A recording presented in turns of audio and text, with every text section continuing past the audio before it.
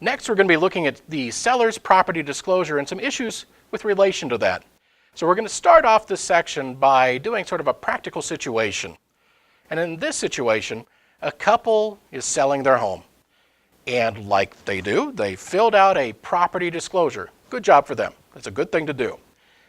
Now, after signing the disclosure, a severe rainstorm leads to leaks in the roof, and that causes, of course, stains on the ceiling. So the couple, wanting to get it fixed, hired a contractor, and the issue was fixed. After that, an offer is made and accepted, and yay, everything is good.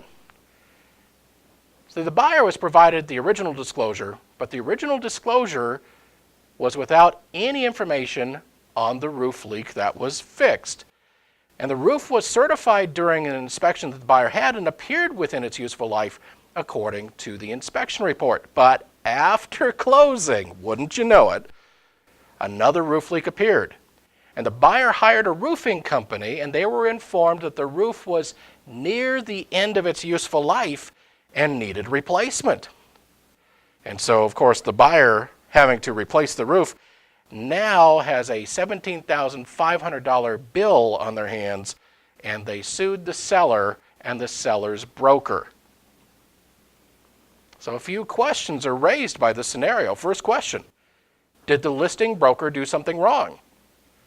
In actuality, it's not an easy question to answer because it could have two potential answers. First answer is, yes, the listing broker did something wrong if they had knowledge of the roof leak. But it could also be, no, they didn't do anything wrong if the broker did not have knowledge of the roof leak. Now, that being the case, what could have been done differently? Ultimately, what this boils down to is the broker needed to have the seller update the seller disclosure form with the most accurate information after the roof leak and after the repair. So I guess the question could be asked, is this really a material defect? And the answer sort of is, it's not. It's not a material defect, but it's still something that needs to be disclosed. And this really points out one of our best practice scenarios. Particularly, if there's a gap between the seller filling out the property disclosure and the acceptance of an offer, the broker should really consider asking the seller if there are any updates that need to be made to the existing disclosure. Another question that sort of raises is, what if the seller tells their broker not to disclose this? Now, even though we talked about it already, the roof leak, although it's been repaired, still needs to be disclosed. And the broker would need to walk away if the seller is not willing to disclose it and will not allow the broker to disclose it. That would be a problematic scenario.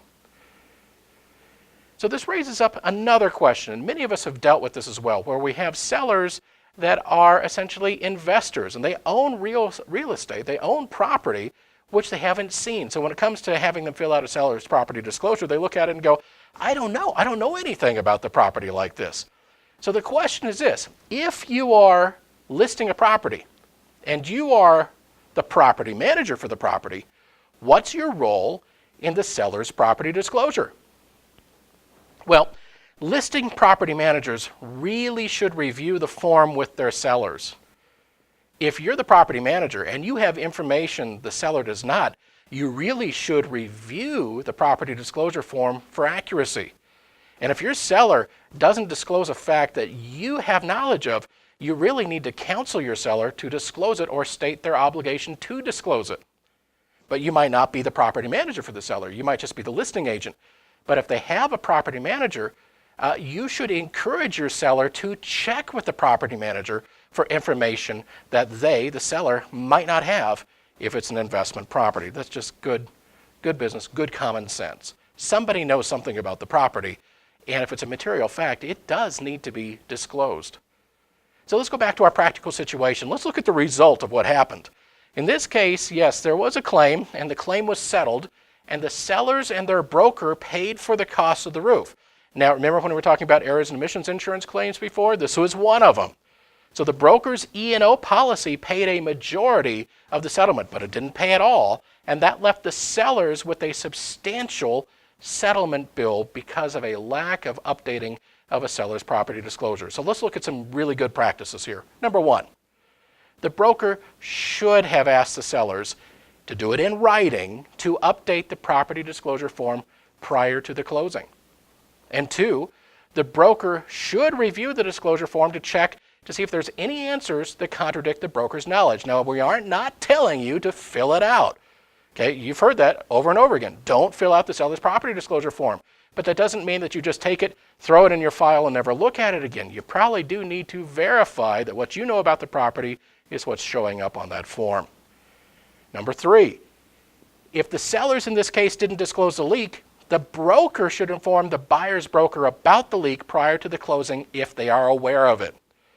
And number four, the broker should have any updated disclosure forms initialed and signed by the buyer. So if it's a possibility that the buyer didn't see it on the original seller's disclosure form, they should initial the updated form so they can't claim that they were not disclosed. Now, if a fact contradicts what sellers have disclosed, brokers really must ask their clients for clarification.